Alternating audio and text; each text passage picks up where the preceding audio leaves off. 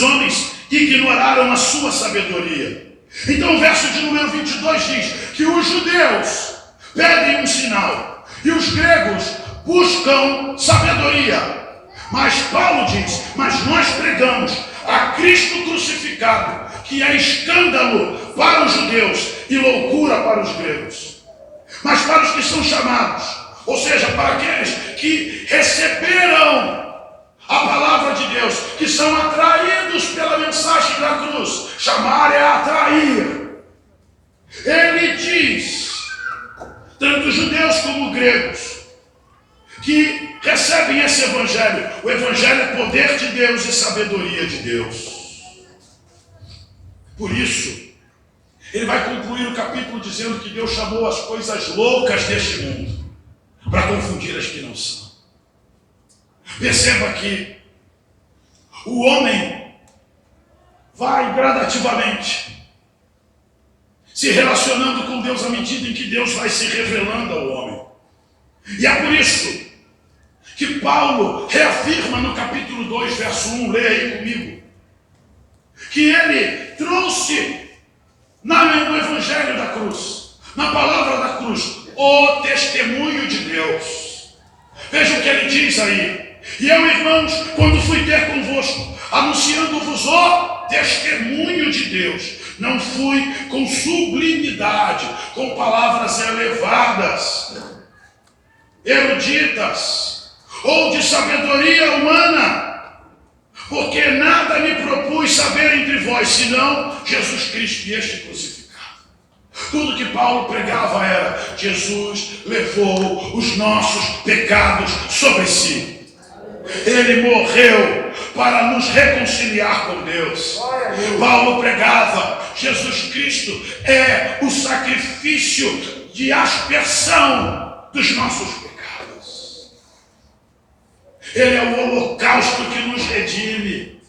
Tudo que ele falava apontava para Cristo na cruz, porque a obra da cruz é perfeita. O sacrifício de Cristo é suficiente para salvar. Quem pode dizer glória a Deus? Glória a Deus. Então veja que ele segue o capítulo 2 dizendo: eu estive convosco em fraqueza, em tremor, em grande temor. A minha palavra e a minha pregação não consistem em palavras de persuasão e de sabedoria humana, mas demonstração do Espírito e de poder, para que a vossa fé não se apoiasse em sabedoria dos homens, mas no poder de Deus. Todavia falamos sabedoria entre os perfeitos, não porém a sabedoria deste mundo, nem dos príncipes deste mundo que se aniquilam, mas falamos a sabedoria de Deus, oculta em mistério, o qual Deus ordenou antes dos séculos para a nossa glória. Ele está dizendo que a mensagem do Evangelho era um segredo divino na eternidade, que foi revelado para que eu e você tivéssemos motivo de alegria, para que eu e você, pelo conhecimento da sabedoria de Deus e não por palavras de persuasão humana, pudéssemos estar hoje entre os perfeitos. E entenda que aqui a expressão perfeitos não significa que somos infalíveis, mas aponta que nós, pela remissão de pecados, que nós, pela submissão à palavra de Deus, estamos buscando reproduzir o caráter de Deus entre os homens. Jesus ensinou em Mateus 5,48: sede perfeitos, como é perfeito o vosso Pai que está nos céus. Jesus ensinou, aliás, Paulo ensinou através do ministério de Jesus. Jesus ensinou através do ministério de Paulo, em Efésios 5,1: sede imitadores de Deus como filhos amados. O Pai reproduz o Filho. O Filho reproduz o Pai. O Pai é referência para o Filho. Eu e você devemos ter como parâmetro de conduta, de comportamento, o próprio Deus. Deus se apresentou como exemplo para nós. E isso para quê? Para que nós não sejamos aprisionados pelo diabo através do pecado. O diabo tem dois aliados. Repita comigo: o diabo tem dois aliados. Os aliados do diabo, de acordo com a Bíblia, são o mundo e a carne. A Bíblia conta em 1 João 2,15 que tudo o que há no mundo, o que é o mundo? O mundo é a sociedade organizada, que vive fora do domínio, do governo e da autoridade de Deus. O mundo aponta para a realidade humana, que existe, funciona, como se Deus não existisse e não funcionasse. Os homens que vivem essa vida como se nunca fossem prestar conta dos seus atos. Você está compreendendo?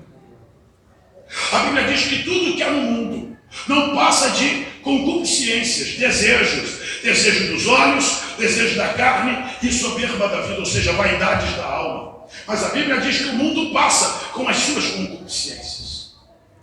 Então veja que o mundo e a carne são aliados do diabo. E por que o diabo precisa do mundo? Porque o mundo configura os cenários, repita comigo, os cenários apropriados para o pecado. O que é que o mundo tem? O mundo tem tentações. E o apóstolo Tiago fala sobre isso na sua carta. Ele diz que cada um de nós é tentado quando atraído e engodado pelas próprias concupiscências, pelos próprios desejos. Cada um é tentado quando atraído e engodado pelas próprias concupiscências. A tentação é fruto da manifestação do nosso desejo mediante uma oportunidade de erro. Quem está compreendendo? Então o diabo precisa que o homem peque para que ele tenha legalidade. E como o homem peca se submetendo ao que o mundo oferece para a satisfação do seu desejo. Toda vez que o homem satisfaz o seu desejo através das ofertas do mundo, ele peca. E toda vez que ele peca, ele entra em decadência espiritual. Ele entra em maldição. Ele entra em aprisionamento. Quem está compreendendo?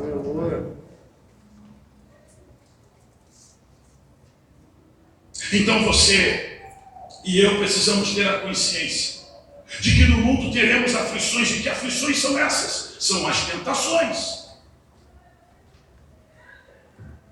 Mas a Bíblia ainda diz lá na carta de Tiago que o bem-aventurado ou feliz é aquele que sofre tentações, mesmo conscientes de que a tentação não provém de Deus. Porque quando nós vencemos as tentações, a nossa fé é fortalecida, é reafirmada. E por isso há uma promessa para aqueles que resistem às tentações. Tiago escreve que os que resistem às tentações receberão a coroa da vida. Então se alegre quando for provado e aprovado em muitas tentações. Então voltando aqui para o texto, eu preciso que você compreenda o sentido, a importância da mensagem da cruz. Porque a mensagem da cruz quebra a maldição do pecado, nos faz passar da morte para a vida, faz quebrar as maldições de aprisionamento, os cativeiros espirituais. Jesus declara em João 8:31, disse Jesus aos judeus que creram nele, se guardardes as minhas palavras, verdadeiramente sereis meus discípulos e conhecereis a verdade, e a verdade vos libertará. Então você está compreendendo que a mensagem da cruz produz salvação, a mensagem da cruz produz libertação. Diga comigo, salvação e libertação. E é por isso que Paulo diz no verso 8 do capítulo 2, que se os príncipes, se os governantes deste mundo tivessem compreendido a mensagem da cruz, tivessem compreendido a sabedoria de Deus, eles nunca crucificariam ao Senhor da glória. Veja o nível de entendimento que Paulo teve. Veja o que ele está denunciando. Ele está denunciando que os príncipes, os governantes que o julgaram, Herodes Antipas, Pôncio Pilatos, mesmo as autoridades judaicas que reivindicaram sobre eles o sangue de Cristo, se o conhecessem de verdade, jamais o crucificariam. Então ele diz no verso 9, ele faz citação de um trecho de Isaías 64, verso 4, se eu não estiver enganado. Ele diz que as coisas que olho não viu, ouvido não ouviu, e que não subiram ao coração do homem, são as coisas que Deus preparou para os que o amam. E ele diz que essas coisas inefáveis, que estão preparadas para os que o amam. Quem é que ama a Deus? De acordo com o Evangelho de João, aquele que tem os mandamentos do Senhor e os guarda, esse é o que o ama. E ele também o amará e se manifestará a ele. E é por isso que ele diz que Deus as revelou pelo seu Espírito, porque o Espírito de Deus consegue penetrar as profundezas de Deus. Todas as coisas que nos são reveladas só são conhecidas porque nós recebemos o Espírito Santo. E Jesus disse que iria para o Pai, mas enviaria outro Consolador, o Espírito da verdade. E ele disse que o Espírito Santo nos ensinaria todas as coisas. Então tudo que eu e você sabemos sobre Deus é resultado da revelação de Deus. E é por isso que na altura do capítulo 2 e 3, ele vai falar sobre 3 homens. O homem natural, o homem espiritual e o homem carnal. O que ele fala sobre o homem natural, o homem que anda segundo os seus instintos, é um homem que vive só para os seus deleites, para os seus desejos, mas não conhece a palavra. Ele fala também sobre o homem classificado como espiritual, que é aquele que ouve a palavra de Deus e a pratica. É o homem que anda em comunhão com Deus, que anda no Espírito. E por ele andar no Espírito, todas as coisas lhe são discernidas. Mas no início do capítulo 3, ele destaca que é um homem sem discernimento. O homem carnal. Quem é o carnal? É o homem que conhece a palavra de Deus, mas não pratica a palavra de Deus.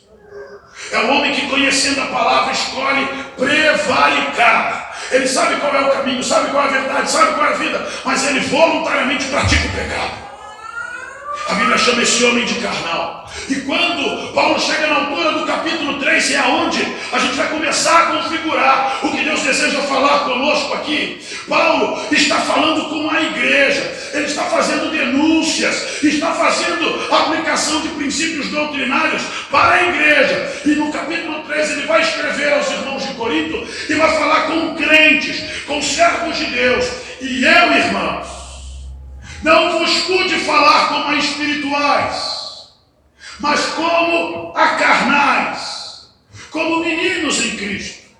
Paulo diz, com leite eu vos criei, e não com manjar, ou seja, alimento sólido. Ele respeita a fase de crescimento. Menino se alimenta com leite, com rudimentos, com ensinamentos básicos. Quem está entendendo? E ele disse, eu entendi a maneira como vocês foram gerados. Eu sei de onde vocês saíram. Eu sabia que vocês precisavam ouvir para crescer. Por isso eu dei a vocês o alimento certo. Meu Deus, aleluia. Não manjar. Mas não podia. E nem agora eu posso vos alimentar com manjares. Porque, verso 3, ainda sois carnais e não espirituais. Paulo está dizendo, vocês são crentes que conhecem a palavra, mas não praticam a palavra. São crentes que sabem o que tem que ser feito, mas não fazem o que tem que ser feito.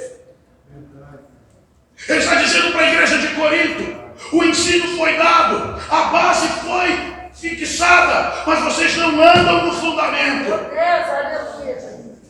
O problema é que essa igreja, que estava repleta de práticas infrutuosas, e ele vai revelá-las logo abaixo, dizendo, porque ainda sois carnais, pois havendo entre vós invejas, contendas e dissensões, não sois porventura carnais e não andais segundo os homens. Ele está dizendo para eles, vocês têm Cristo como referencial. Por isso que ele vai dizer em 1 Coríntios 11:1, sede meus imitadores como eu sou de Cristo. Ele está dizendo para eles: vocês têm Jesus como referencial. Em Jesus o Pai está revelado. Em Jesus o Pai está conhecido. A vontade do Pai está conhecida. Mas vocês não querem andar no Espírito. Não querem fazer a prática da palavra de Deus. O que vocês querem é copiar os homens. Querem ser crentes que andam como os homens lá fora andam. Querem ser crentes que andam nas obras da carne. Ele fala sobre as obras da carne em Gálatas 5.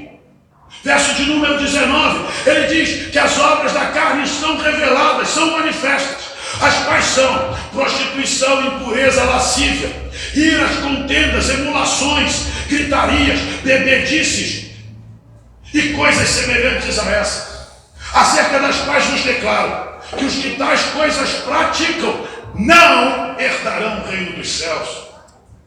E ele está falando para a igreja de Corinto, e o que ele percebe? Percebe que entre eles haviam práticas da carne. Eles estavam na igreja, e a igreja deveria ser um lugar harmonioso, de comunhão, de santidade, de justiça, onde todos se amam, onde todos se perdoam, onde todos servem, cada um serve ao seu companheiro. Mas não era assim. Eles eram homens aplicados a discussões vãs. Estavam divididos. Eles invejavam uns aos outros. Contendiam uns com os outros. Então Paulo, que prega a unidade do corpo, vai na altura do verso 9, lê aí, 1 Coríntios 3, 9.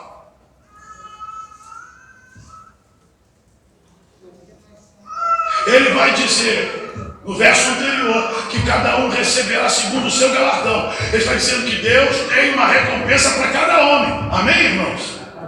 No verso 9 ele vai dizer, porque nós somos cooperadores de Deus. Ele está falando da classe apostólica. Está falando dele, Pedro e Apolo. Porque ele, Pedro e Apolo são classificados como apóstolos, como doutrinadores. Mas a igreja não estava compreendendo que Pedro, Paulo e Apolo faziam a mesma obra. Um planta, o outro rega, mas Deus dá crescimento. Amém? Eles não enxergavam o papel de cada um. Eles, na verdade, queriam que cada um lutasse contra o outro. Mas como um pastor vai lutar contra o outro? Um apóstolo vai lutar contra o outro? Se nós estamos pregando o Evangelho com o objetivo de levar o rebanho de Cristo, que é um só corpo, para o mesmo destino, porque há um só céu. Então veja que Paulo está mostrando para eles que a maneira como eles interpretavam a palavra era carnal. Porque eles não enxergavam que todas as lideranças estavam trabalhando para o mesmo objetivo. Os apóstolos estavam pregando, dando a vida para ensinar a palavra, mas tinha crente atento à oratória. E o outro ao desempenho. Não seja menino. Não seja dado ao leite. Talvez esteja na hora de passar para um alimento mais sólido. De entender que militamos por uma causa maior que a nossa vida. Que o nosso objetivo não é a glória do homem, mas a glória de Deus. É por isso que nós diminuímos para que Ele cresça. Por isso que Jesus ensinou, foi pregado aqui na semana passada, que o próprio Cristo serviu os seus apóstolos lavando os pés, dizendo, entre vós será assim, o maior serve o menor. Porque no reino de Deus o maior não é quem é servido, o maior é quem serve. E isso é um símbolo de humildade. Diga para o seu irmão, seja humilde. Tiago 4,6 diz que Deus resiste os soberbos, mas dá, porém, graça aos humildes. E esse é um pré-requisito para vencer o diabo. O texto diz ali, sujeitai-vos a Deus, resiste ao diabo e ele fugirá. Soberbo não vence batalhas espirituais. Para vencer batalha espiritual é necessário ser humilde. Então preste atenção. Porque ele aqui começa a nos dar uma perspectiva. Ele diz, porque nós somos cooperadores de Deus. Vós sois lavoura de Deus e edifício de Deus. E essas duas figuras são lindas. Lavoura de Deus, Isaías 61:3 diz que nós somos plantação do Senhor. E como plantação do Senhor somos classificados como árvores de justiça. A Bíblia nos mostra que a unção que estava sobre Jesus Cristo nos alcançou. E porque essa unção que caiu sobre nós, Ele nos habilitou para a retidão, para a obediência, para práticas alinhadas com a vontade de Deus. Há uma outra figura, edifício de Deus. E nós sabemos, porque o apóstolo Pedro escreve em 1 Pedro 2,4, que eu e você somos edifício santo e templo santo ao Senhor, como pedras vivas.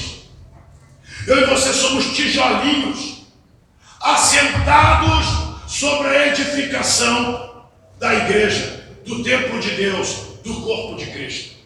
Diga para o Senhor, você é parte de uma grande lavoura. Diga, você é parte de um grande edifício. Nós somos lavoura de Deus, árvores de justiça. Nós somos edificação do Senhor, somos pedras vivas. O que uma pedra viva faz? Uma pedra viva clama. 1 Pedro 2,9 diz que eu e você somos geração eleita, o sacerdócio real, a nação santa, o povo de propriedade exclusiva de Deus, para anunciar as virtudes daquele que nos chamou das trevas para a sua maravilhosa luz. Amém. Nós somos um edifício que clama pela volta de Cristo, um edifício que prega a cruz do Senhor. Você crê nisso? Amém. Então veja que segundo a graça de Deus, verso 10 do capítulo 3, já estou terminando. Segundo a graça de Deus que me foi dada, pus eu, como sábio arquiteto, o fundamento. O outro edifica sobre ele, mas veja, cada um como edifica sobre ele. Paulo aqui se auto-intitula arquiteto. Ele está dizendo, como sábio arquiteto, ou seja, como alguém que foi devidamente instruído, eu não posso edificar uma casa fora das regras de edificação. E ele diz que a casa, para ser edificada em Deus, precisa ter um alicerce. E o detalhe é que não funciona a edificação para Deus sobre um alicerce que não seja Cristo. Paulo está dizendo que eu e você não podemos comunicar outra mensagem. Diga para o Senhor, não existe outra mensagem a não ser esta: Cristo crucificado. Por isso o verso 11 diz, porque ninguém pode pôr outro fundamento além do que já está posto, o qual é Jesus Cristo. Veja que nós não podemos edificar a igreja sobre outra base. Não existe outra doutrina, não existe outra mensagem, não existe outro ensino. Não existe essa de um pregador vir no púlpito, trazendo palavras de sabedoria humana, persuasão humana, e tentar ensinar coisas que não tenham a ver com uma verdade só: Jesus Cristo é o Senhor. Só Ele salva.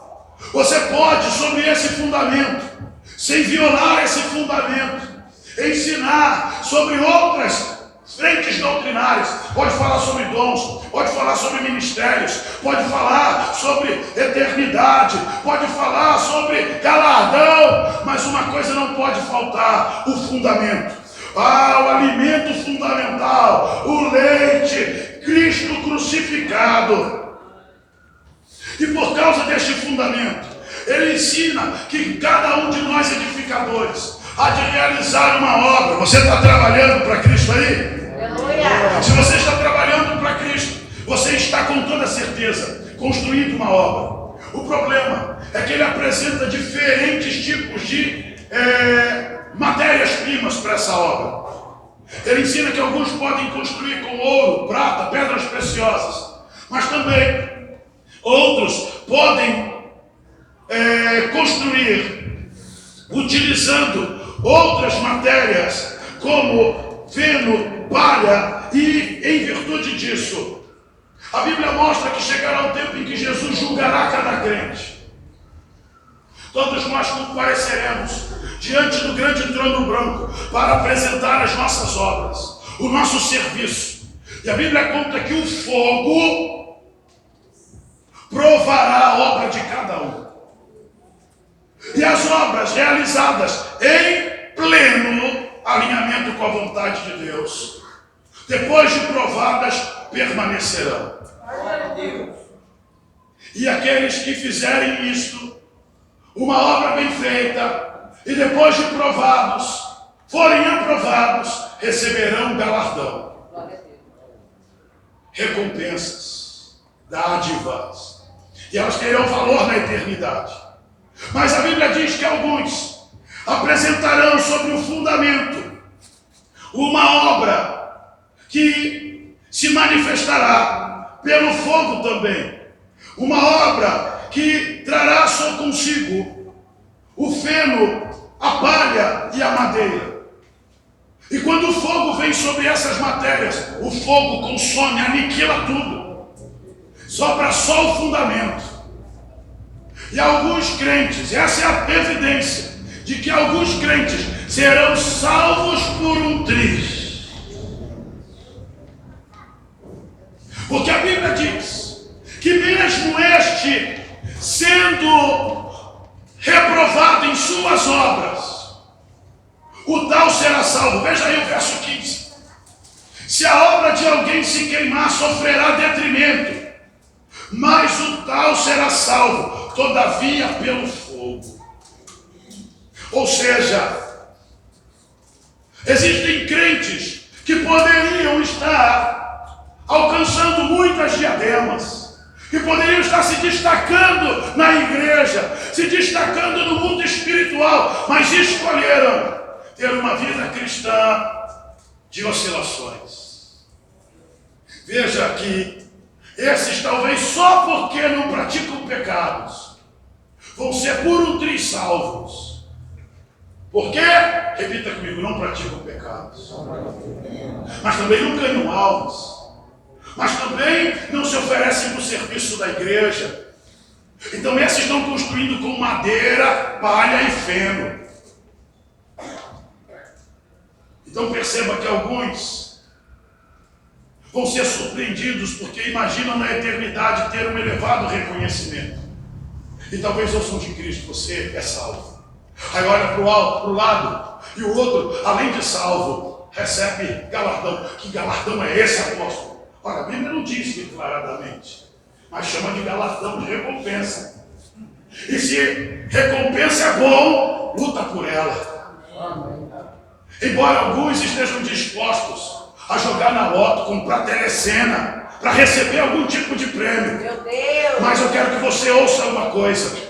Não existe recompensa maior e melhor do que aquela que está reservada na eternidade. Jesus disse: ajuntai tesouros no céu, onde a traça e a ferrugem não corrói, aonde os ladrões não minam nem roubam. Mas alguns só pensam nas coisas dessa vida. E é aqui, na carta aos Coríntios, no capítulo 15, verso 19, que Paulo vai dizer, um dos versículos que eu mais recito aqui nos domingos. Ele diz que se a nossa esperança em Cristo se limita a essa vida, somos os mais miseráveis dos homens. E alguns vivem como se só fossem viver essa vida. Mas Hebreus 9, 27 diz que ao homem foi dado morrer uma só vez e depois disso, juízo, prestação de contas. Então eu vou te ensinar a economia celestial. Dê frutos.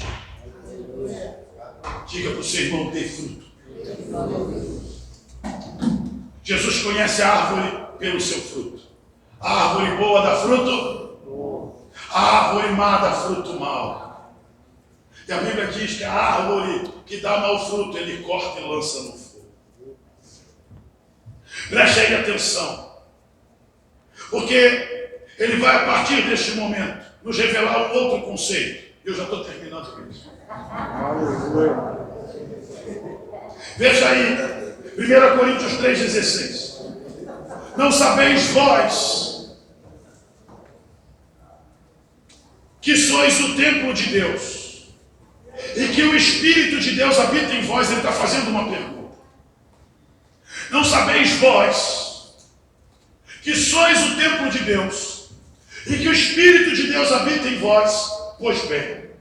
O que isso significa? Significa que eu e você somos uma morada, uma habitação, uma casa. E você quer a prova disso? A Bíblia diz em Mateus, capítulo de número 12, por volta do versículo 43, que quando o espírito mau sai de uma casa, ele vai pelos lugares áridos e volta para ver se a casa ainda está vazia. Que casa é essa? Um homem. A Bíblia nos mostra que Jesus habitou entre nós, tabernaculou entre nós. Como ele tabernaculou, encarnando. E onde ele habitou? Onde ele fez morada? No corpo. Por isso ele é Emanuel, é Deus conosco. Aleluia! Ou Deus dentro do barro. Deus colocou cada um de nós dentro de uma casa de barro. Diga para o seu irmão, você é uma casa. Você é uma casa. A Bíblia diz em Apocalipse que Deus está à porta e bate. A porta de onde? Diga, da casa. Diga, casa sou eu. A porta é o meu coração. Ele está à porta e bate. É por isso que Paulo está dizendo: não sabeis vós que sois templo de Deus e que o Espírito de Deus habita em vós? Pois bem, se você apresenta obras diante de Deus e as suas obras são perfeitas e você é um crente fiel, ou seja, não anda em pecado, muito bem, as suas obras te gerarão galardão. Diga glória a Deus. Ou melhor, touchdown.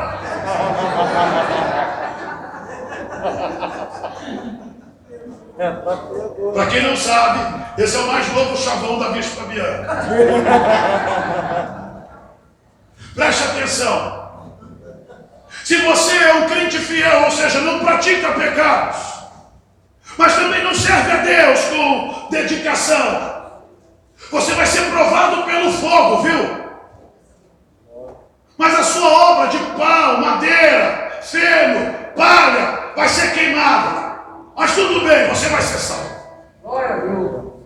Mas existe uma coisa: você não pode esquecer que é templo de Deus. Porque se você esquecer que é templo de Deus, você vai destruir o templo de Deus. E qual é o templo? O nosso corpo. Como é que o templo se destrói? Pela prática do pecado, pela imoralidade, pela bebida, pelo álcool, pela prostituição. Então ele está dizendo aqui, verso 17, leia comigo: se alguém destruir o templo de Deus, Deus o destruirá. Porque o templo de Deus que sois vós é santo. O seu corpo foi santificado pela obra de Cristo na cruz. Então, se alguém que foi santificado, alguém que foi salvo, tomar a decisão de destruir o templo de Deus, o lugar onde o Espírito Santo habita, a Bíblia diz que o tal será destruído. O fogo não vai consumir apenas as suas obras. O fogo te consumirá. Quem está entendendo? Então perceba, ninguém se engane, verso 18, em si mesmo. Se alguém dentre vós tem por sábio neste mundo, faça-se louco. Verso de número 22. Seja Paulo, Apolo, Cefas, seja o mundo, seja a vida, seja a morte, seja o presente, seja o futuro, tudo é vosso. E vós de Cristo e Cristo de Deus. Diga: eu sou de Cristo e Cristo de Deus. Nós em Cristo somos um com Ele e um com o Pai. Mas o problema é que entre os coríntios, uma igreja que tinha dons, onde as pessoas profetizavam, falavam em línguas, havia entre eles, capítulo 5, verso 1, pecado e imoralidade. Capítulo 5, verso 1 diz, geralmente, ou seja, era algo que Paulo ouvia de maneira recorrente. Geralmente se ouve que há entre vós, entre os coríntios, fornicação, pecados sexuais. E fornicação tal que nem ainda entre os gentios, entre os não crentes. Como é haver que alguém abuse da mulher do seu pai? Havia entre eles até incesto. O enteado e a madrasta, mas nós poderíamos destacar o incesto com a cunhada, com a prima, com a irmã, com a vizinha. Quem está compreendendo? Então veja que Paulo aqui os chama de inchados. Estáis inchados e nem eu mesmo vos entristecestes, porque o que tal coisa fez não foi tirado de entre vós. Então no verso 5 ele recomenda que o tal seja entregue a Satanás, para que a sua carne seja destruída, para que pelo sofrimento o tal alcance arrependimento. Pelo sofrimento ele chega à seguinte conclusão: eu era feliz e não sabia. E ele decida voltar para Deus, voltar para Cristo. Quem está compreendendo? Então preste atenção, porque é nesse contexto que Paulo diz que todas as coisas são lícitas, mas nem todas convêm. Todas as coisas são lícitas, mas não me deixarei dominar por nenhuma delas. Ele diz que os manjares são para o ventre, e que o ventre para os manjares, mas Deus vai aniquilar tanto um contra o outro, porque no céu teremos um novo corpo, um corpo transformado, um corpo incorruptível. E se você está prestando atenção nisso, você vai chegar à seguinte conclusão: de que Deus aniquilará as coisas dessa vida. Repita comigo: Deus aniquilará as coisas que são da carne, as coisas que são do tempo que passa. Nessa realidade é temporal, e tudo que você está vivendo nessa realidade um dia vai passar. É isso que ele está dizendo. Mas veja o que ele diz na parte B. Na parte B ele diz: mas o corpo.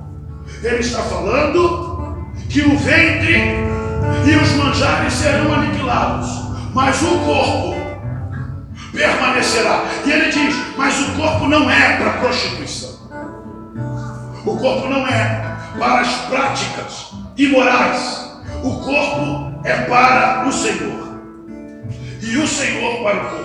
1 Coríntios 6,13, parte B,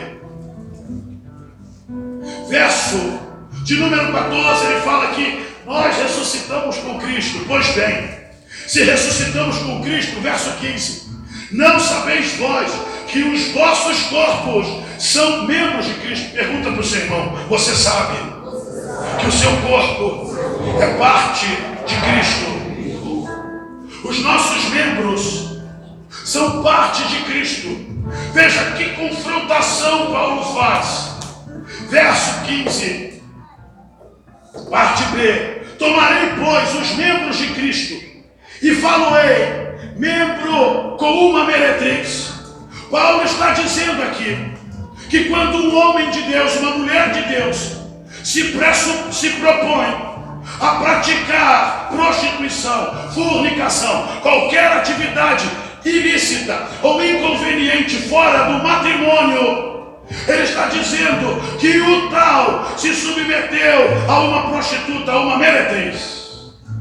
Ele compara qualquer ato sexual ilícito a uma atividade de prostituição. Aí você imagina um jovem cristão submetendo a sua noiva, a sua suposta candidata ao noivado, a menina que ele corteja tanto, ao ato sexual ilícito fora do casamento.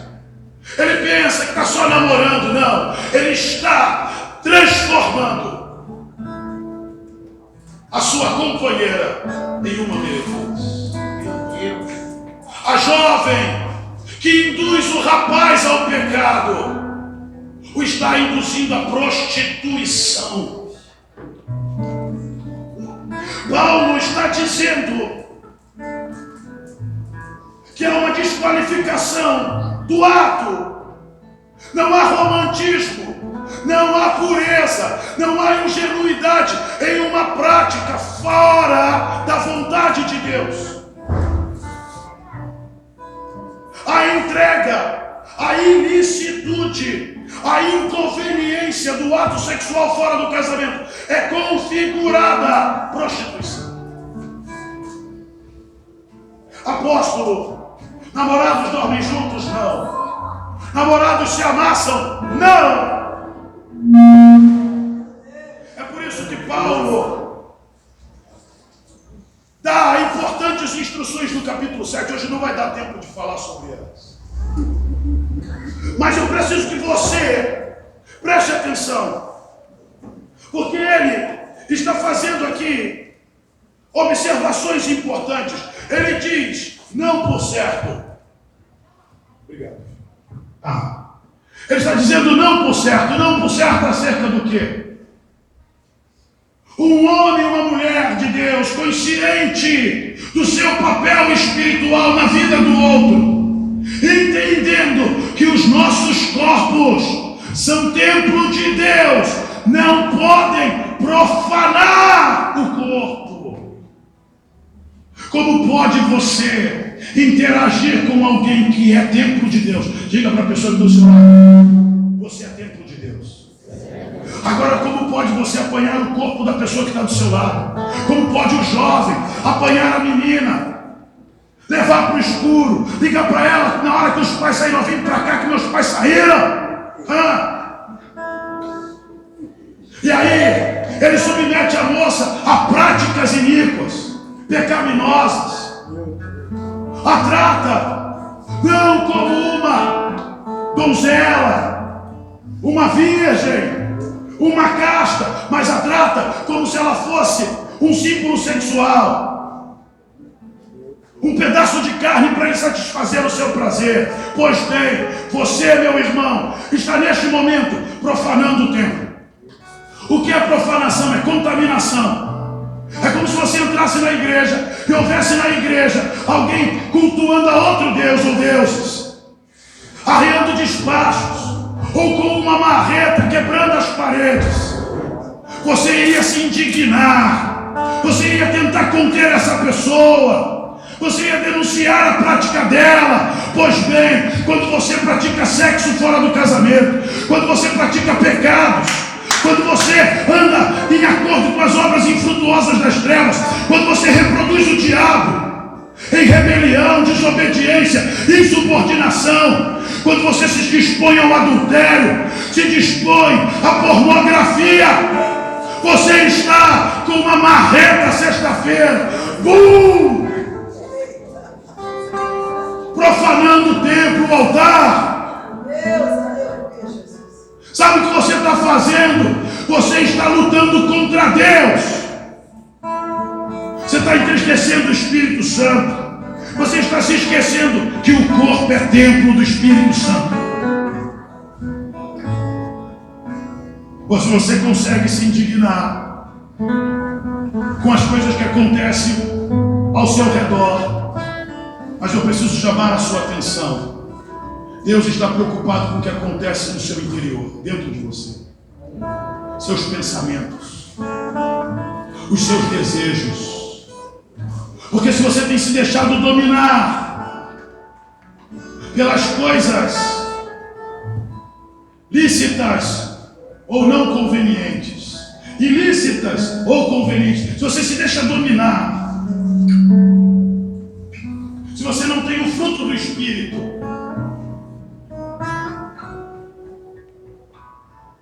você está destruindo o templo de Deus. E se você destruir o templo de Deus, Deus o destruirá. Repita comigo: se alguém destrói o templo de Deus, Deus o destrói. Verso 16: ou não sabeis que o que se ajunta com o mel é com a meretriz, se faz um corpo com ela. Se você entra em prostituição, você fez uma aliança, um pacto espiritual. O pecado cometido no corpo produz alianças espirituais. E alianças espirituais geram aprisionamento. Você que se prostituiu, que adulterou, que em pensamento, mesmo através de revistas pornográficas, sites pornográficos, se vinculou a pessoas.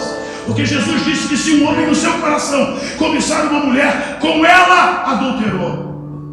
Você construiu um elo que tem que ser quebrado. Você está entendendo? Pecado produz aprisionamento. E é por isso que a vida de alguns não anda. A vida sentimental não melhora. Separa de novo, separa outra vez. Não consegue ser feliz no casamento. O casamento sempre tem problemas, conflitos, traumas, gritarias, brigas. Não há paz. E por quê? Porque você não percebeu, mas tem um pecadinho de estimação. E isso precisa ser extirpado. Você precisa se despojar do velho homem. Quem está entendendo? Por isso, ele diz, verso de número 17: mas o que se ajunta com o Senhor é o mesmo Espírito. Ou seja, se você, ao invés de se alinhar com o pecado, se alinhar com Cristo, você não terá uma aliança com o diabo, não terá uma aliança com o pecado, você terá uma aliança com Deus. Verso 18: fugir da prostituição. Diga para o seu irmão: foge da prostituição. Diga para ele: foge dos pecados da carne.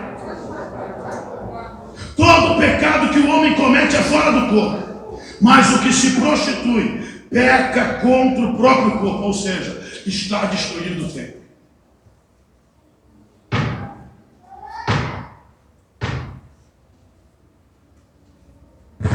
Você acha que se dá bem porque transa com a namorada ou com o namorado e o pastor não sabe? O Espírito Santo sabe. Não há nada que você possa fazer que escape aos olhos de Deus. Você pensa que está se safando, mas preste atenção: você está destruindo o templo de Deus.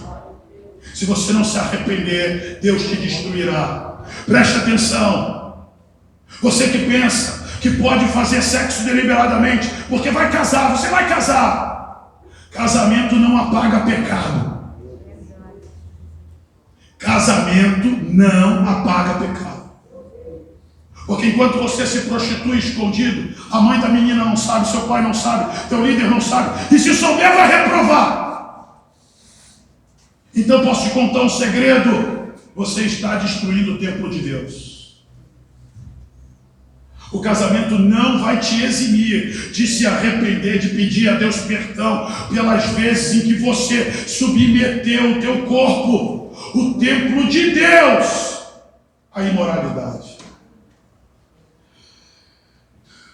Verso 19, ele vai repetir o que ele falou em 1 Coríntios 3,16: ou não sabeis que o nosso corpo é o templo do Espírito Santo que habita em vós, proveniente de Deus, e que não sois de vós mesmos?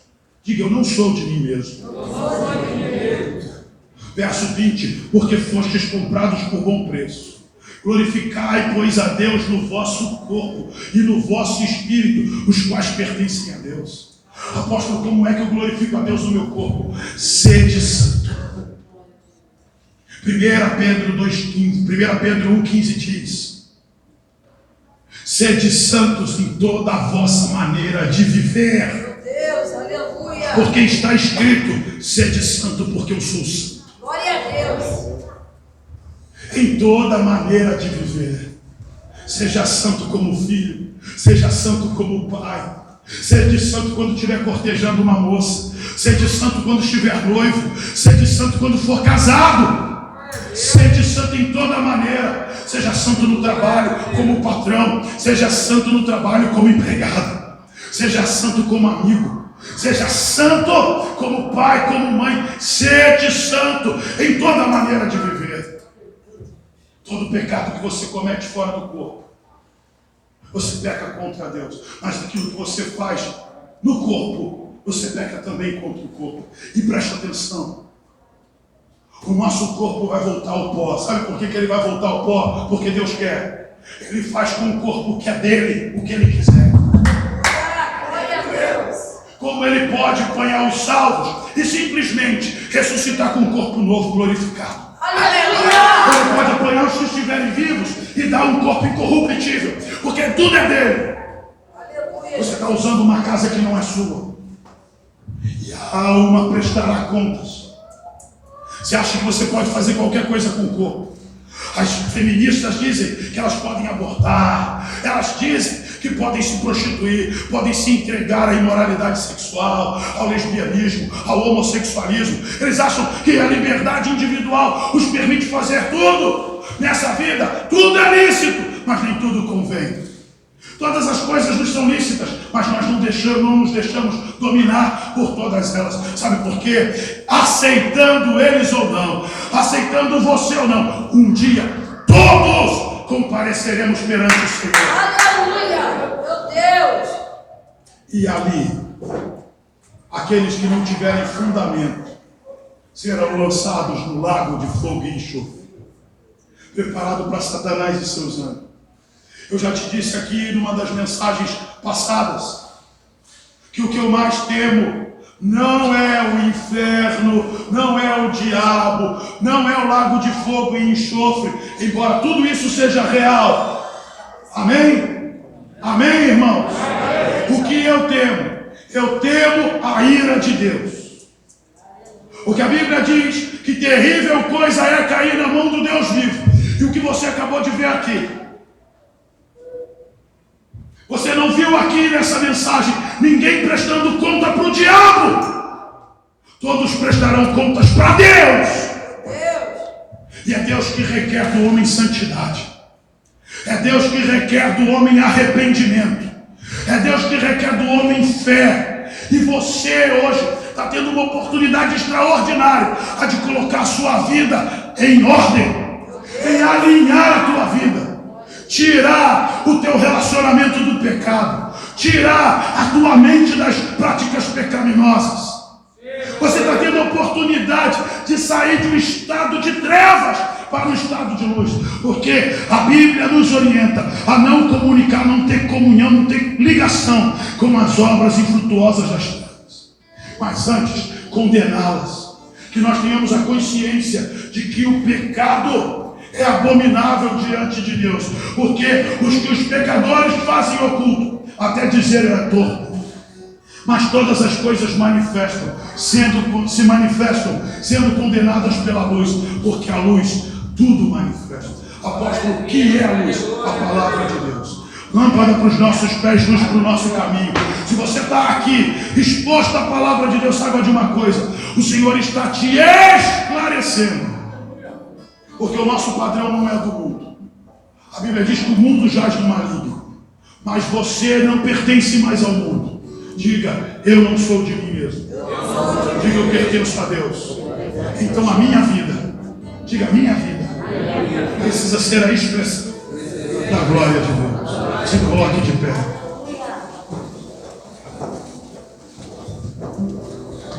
Diga para você, você é um templo santo. Diga para o seu irmão, você é um templo santo.